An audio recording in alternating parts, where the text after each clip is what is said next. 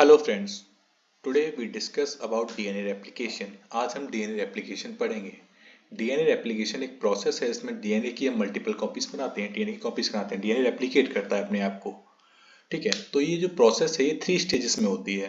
पहली स्टेज होती है इसकी initiation, then elongation, then termination. इन स्टेजेस को हम पढ़ेंगे अभी थोड़ा आगे। अब देखते हैं हम डीएनए एक सेल्फ रेप्लिकेटिंग स्ट्रक्चर होता है, मतलब डीएनए अपने आप को रेप्लिकेट करता है। एक सेल से दूसरे सेल, एक इंडिविजुअल दूसरे इंडिविजुअल जाता है। अच्छा, सेकंड थिंग हम देखते हैं कि डीएनए रेप्लिकेट सेमी कंजर्वेटिवली। जो डीएनए है वो सेमी कंजर्वेटिवली रेप्लिकेट होता है। जैसे कि डीएनए के 2 स्ट्रैंड होते हैं, तो जो एक स्ट्रैंड होता है उसकी कॉपी बनती है अगले में, जो अगला इसकी कॉपी बनेगी, एक डीएनए की जो अगली कॉपी बनेगी उसमें होता क्या है, एक तो पेरेंट स्ट्रैंड होता है इसका, और एक जो नया बना होता है वो होता है। ठीक है, अब हम आगे चलते हैं। अभी देखते हैं ये diagram. This is the diagram of DNA replication. जैसे कि फॉर एग्जांपल एक क्रोमोसोम है, हमने क्रोमोसोम से क्या किया है, डीएनए खोला। अब इसमें हमने दिखाया कि डीएनए यहाँ से गायब है, ये गायब नहीं है, डीएनए आगे भी है, डीएनए बीच में हमने खोला है। तो उसमें दिखाया डीएनए स्ट्रैंड्स है। ये डीएनए आपको पता ही है कि एक साइड 5 प्राइम से 3 prime, then second side 3 prime to 5 prime होता है। अभी आपको समझ नहीं आ रहा होगा, आपको बताएंगे इसमें जैसे कि ये डीएनए पॉलीमरेज है। पॉलीमरेज क्या करता है, पॉलीमरेज डीएनए एंजाइम्स की कॉपी बनाएगा। ऐसे ये पेरेंट स्ट्रैंड ले ली तो इसकी कॉपी बनाएगा स्ट्रैंड। ठीक है, हेलिकेज एंजाइम वो एंजाइम होता है जो इसके बॉन्ड्स को तोड़ता है, हाइड्रोजन के बॉन्ड्स को तोड़ता हुआ जाता है, इसको इसकी अनबाइंडिंग करता है, इसको अनजिप बोल देते हैं, इसके बॉन्ड्स को तोड़ता है। देन इसमें डीएनए पॉलीमरेज एंजाइम तो हो गया बनाने वाला। एंड ये लीडिंग और लैगिंग स्ट्रैंड्स क्या है ये हम आपको आगे बताएंगे। लीडिंग स्ट्रैंड्स होता है, चलो मैं आपको बता ही देता हूँ। लीडिंग स्ट्रैंड होता है कि एक कंप्लीट स्ट्रैंड जो बनता है, और लैगिंग स्ट्रैंड होता है टूट टूट के बनता है। जो अपर है, देखो हमें क्या पता है, जो स्ट्रैंड्स है ना, डीएनए पॉलीमरेज बनाता है वो 5 प्राइम टू 3 प्राइम बनाता है। तो ऊपर का तो सही बन जाएगा 5 प्राइम टू 3 प्राइम, नीचे वाले में अलग टूट टूट के बनेगा, तो इन्हें ओकाजाकी फ्रैगमेंट्स बोलते हैं, जो हम आगे पढ़ेंगे। चलो आगे चलते हैं। अब हम देखते हैं अपना पहला स्टेप, इनिशिएशन। अब इनिशिएशन से आप नाम से समझ रहे होंगे कि इनिशिएट कर रहे हैं, किसी चीज को स्टार्ट कर रहे हैं। तो इसमें करते क्या है, चलो पढ़ते हैं। Replication can't initiate randomly at any point of DNA. सही बात है, रेप्लिकेशन ये थोड़ी हम कहीं से उठा के शुरू कर दें, ऐसा नहीं होता है। जहां से रेप्लिकेशन शुरू होता है एक पर्टिकुलर रीजन होता है, उसे बोलते हैं हम ऑरिजिन ऑफ रेप्लिकेशन। एक डीएनए में जो पर्टिकुलर कई और एक नहीं, ऐसा एक ही और आई हो, इस शॉर्ट फॉर्म में और आई बोलते हैं। ऐसा नहीं है कि एक डीएनए में सिर्फ एक ही और आई हो, एक डीएनए मल्टीपल और आई हो सकते हैं। लेकिन डीएनए रेप्लिकेशन वहां से स्टार्ट होगा जहां पे ऑरिजिन ऑफ रेप्लिकेशन प्रेजेंट होगा। ठीक है, replication begins with the spotting of this origin followed by unwinding of the two DNA strands। अच्छा, जहां से origin है वहां से स्टार्ट तो होगा, लेकिन अब होगा कैसे इनिशिएशन, जहां से और आई है, जहां origin of replication प्रेजेंट है, वहां पे जाके हाइड्रोजन बॉन्ड्स को तोड़ेगा। कौन तोड़ेगा, हेलिकेज तोड़ता है। तो वहां से क्या होता है, और आई से जो स्ट्रैंड्स हैं वो आपस में किससे कनेक्ट होते हैं। अच्छा, स्ट्रैंड्स में क्या प्रेजेंट होते हैं, एटीजीसी, प्यूरिन्स और पिरिमिडिन्स। तो उनके पीछे बॉन्ड बने होते हैं। जैसे ए और टी है तो वो 2 हाइड्रोजन बॉन्ड से बना होगा, जी और सी है तो वो 3 हाइड्रोजन बॉन्ड से बने होंगे। तो ये जो आपके स्ट्रैंड से हाइड्रोजन बॉन्ड से अटैच होते हैं। तो इनका क्या करता है, अनवाइंडिंग करनी पड़ती है उनकी। हमने भी ऊपर डायग्राम में देखा था, जैसे कि ये हम डायग्राम है, ये देख रहे हैं, ये क्या डीएनए के स्ट्रैंड्स हैं, ये बीच में बने हुए हैं, ये डीएनए के बॉन्ड्स हैं, इन्हें तोड़ता हुआ जाता है हेलिकेज एंजाइम। तो ये इनिशिएशन हो रहा है अभी यहाँ पे। तो इसी प्रकार से इनिशिएशन होता है। आगे पढ़ेंगे। Unzipping of DNA strands in unzipping of DNA strands in their entire length is not feasible due to high energy input। अब पूरी लेंथ के बॉन्ड्स को तोड़ना एक फिजिबल थिंग नहीं है, पॉसिबल थिंग नहीं, फिजिबल मीन्स पॉसिबल थिंग नहीं है, क्योंकि काफी एनर्जी की रिक्वायरमेंट पड़ेगी। तो उसके लिए होता क्या है, first replication forks is created catalyse. Replication fork बनाई जाती है जहां से बॉन्ड टूटते हैं by the helicase enzyme which unzip. Helicase enzyme होता है जो रेप्लिकेशन फॉक बनाता है और जहां से हाइड्रोजन बॉन्ड्स को तोड़ता जाता है। ये आपका इनिशिएशन स्टार्ट हो गया मतलब किसी भी चीज की स्थापना, मतलब आपने प्रारंभ कर दिया, किसी चीज को स्टार्ट कर दिया। अब सेकंड चीज है एलोंगेशन।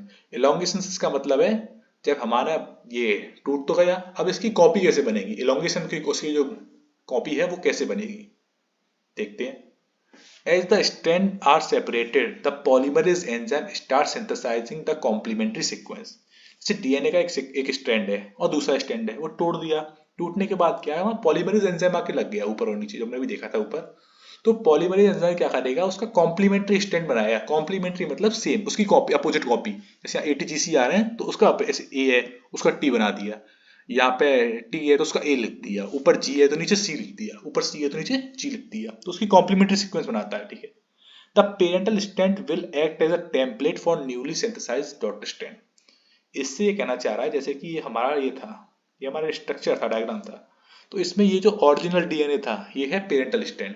ये पेरेंटल स्टैंड है जो जो ये किसकी तरह टेम्पलेट की तरह एक्ट करेगी, किसके लिए, ये सिंथेसाइजिंग स्टैंड के लिए। ये ओरिजिनल स्टैंड है, अब इसकी सिंथेसाइज बनेगी, इसकी बन रही है, कॉपी बन रही है, कॉम्प्लीमेंट्री बन रही है।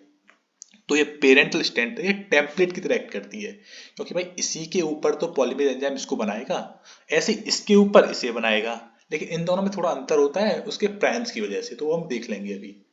तो आपने देख लिया पॉलीमरेज किस तरह से बनाता है। ठीक है, आगे पढ़ते हैं। It is to be noted that elongation is unidirectional. अब हम ये नोट करना है कि इलोंगेशन एक ही डायरेक्शन में होता है, यानी मल्टीपल डायरेक्शन किसी भी डायरेक्शन में, यूनिडायरेक्शनल होता है। That is DNA is always polymerized in 5 prime to 3 prime direction. मतलब जो डीएनए है वो हमेशा 5 प्राइम से 3 प्राइम डायरेक्शन में ही बनेगा, जो कॉम्प्लीमेंट्री स्टैंड है। जैसे कि ये 5 to 3 जा रहा है स्टैंड, तो इसका अपोजिट क्या हो गया, मतलब कॉम्प्लीमेंट्री क्या बनेगा, 5 to 3 प्राइम। तो ये तो इसी डायरेक्शन में बनेगा डीएनए का कॉम्प्लीमेंट्री, ये नहीं है कि इधर से बनना स्टार्ट हो जाए। अब आप कहोगे कि इसमें तो 5 प्राइम यहाँ दिया हुआ है, इसमें आप कहोगे कि 5 प्राइम नीचे है, तो इसमें कैसे बनेगा, 5 प्राइम नीचे है, इसी वजह से इसमें स्टैंड्स बनेंगे, मल्टीपल स्टैंड, टूट टूट के स्टैंड बनेंगे, ये भी आगे हम देखेंगे। क्योंकि भाई साहब 3 to 5 तो बन नहीं सकता ना, 5 to 3 बनेगा, और 5 to 3 बनाने के लिए तो छोटे छोटे टुकड़ों में बनाता है। ठीक है, जिसे हम अभी आगे देखते हैं कैसे बनता है। Therefore, the template 3 prime to 5 prime is continuous। जो टेम्पलेट 3 prime to 5 prime थी, जो 3 prime से 5 prime जा रही थी, उस पर 5 prime to 3 prime बन रहा है, वो कंटिन्यूस बन रहा है।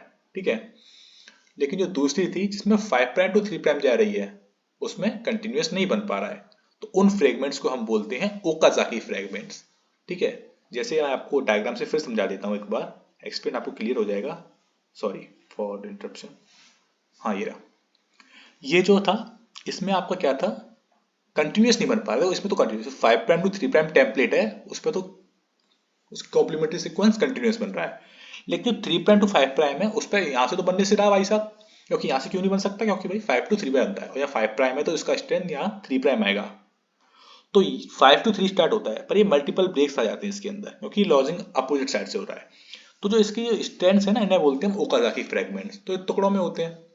अब टुकड़े भाई, टुकड़ों में तो डीएनए बन रहे से रहा, तो ये आपस में ज्वाइंट कैसे होते हैं, लाइगेज एंजाइम की मदद से। तो लाइगेज एंजाइम क्या करता है, इन्हें ज्वाइंट करता है, और नीचे वाला स्टैंड भी कंप्लीट स्टैंड बन जाता है। ठीक है, जो हमें यहाँ लिखा हुआ है लाइगेज एंजाइम ज्वाइन कर देता है।